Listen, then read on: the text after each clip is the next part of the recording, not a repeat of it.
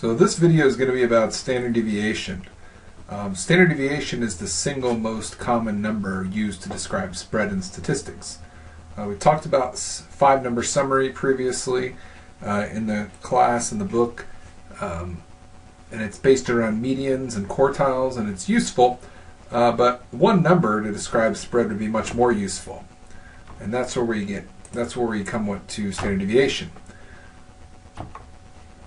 Here's an example, right? Say you and your friends, your 4 friends, have 5 dogs all together, right? And you want to know what the variation in your dog's heights are, right? Because that's something you do when you get together, is measure your dogs, right? So somebody's got this giant Rottweiler and it's like 600 millimeters tall.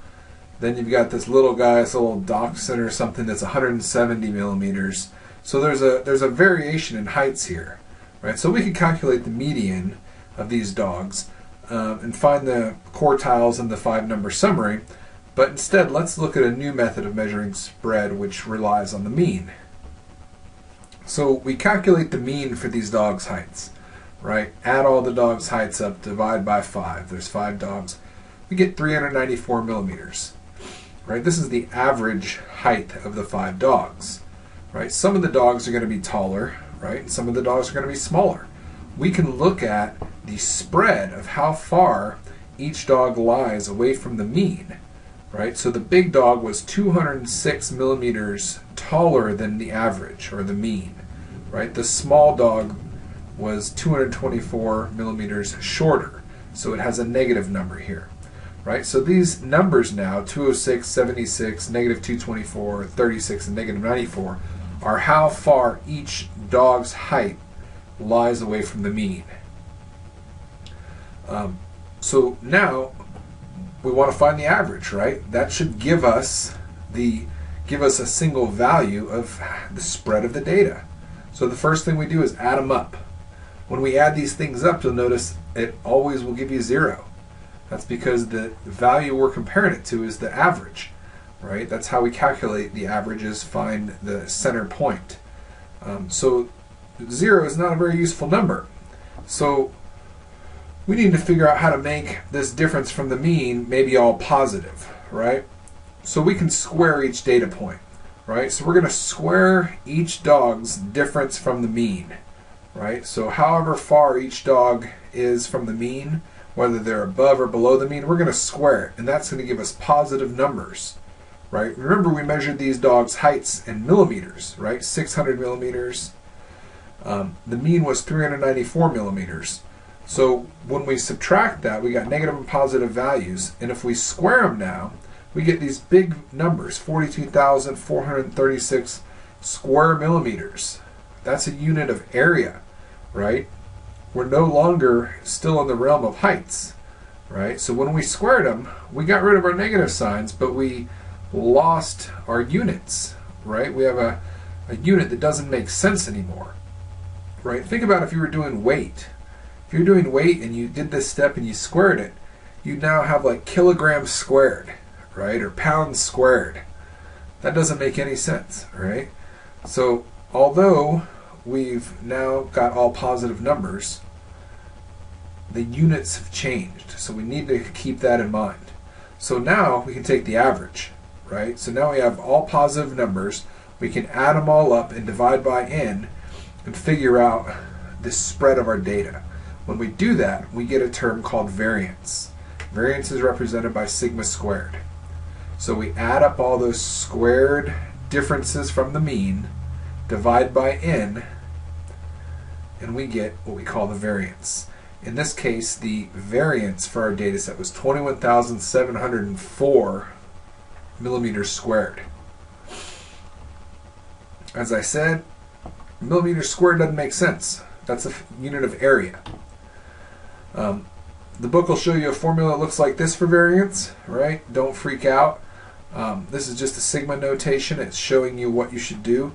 We'll talk about this 1 over n minus 1 in a second here, but this is basically saying take the summation of your value, whatever your dog's height is, minus the mean squared, add all those together, and divide by n minus 1. Right? if you know the whole population, you still divide by n. So we'll talk about that in 1 second. So we're stuck with millimeters squared, right? How do we get back? Right? So to get back, we need to take the square root, right? If we're in millimeters squared and we want to get to millimeters, we take the square root. When we take the square root of variance, we've found the standard deviation, right? So our variance was 21,704 millimeters squared. When we take the square root of that, we get 147 millimeters. That is the single number that describes the spread of our data, right? So sigma itself is the symbol for standard deviation. So 147 millimeters. That's the spread of our dogs. Like I said, when we don't have all the population data, so if we don't know the entire population of our data set, if we have a small sample, maybe we're thinking about all dogs in the universe, and we only have 5, we need to make an adjustment for the fact that we don't have all the dogs. So we divide by n minus 1 instead of n when we take the average of the squared differences. So the standard deviation is the sum of our squared differences divided by the total number of values minus 1, and we take the square root. Right? Dividing by n minus 1 gets us a little closer to what the actual true population standard deviation would be when we only have a little sample. We can get into this further. It talks about it briefly in the book. It's a more advanced subject we don't need to talk about right now. So the standard deviation is calculated by completing the following steps. First, we compute the mean. Then we have to find the deviation from the mean for every single data point. So you take every dog's height and subtract the mean, the average dog's heights. That's going to give you a new value for every single dog. Then you're going to square every one of those values. That'll give you a positive value. Then you're going to add them all up, right? We want to add them all up. Then we're going to divide by n minus 1 and take the square root. And that's the standard deviation. That's how we get the single most used value of spread in statistics. Hopefully that'll help clear some things up.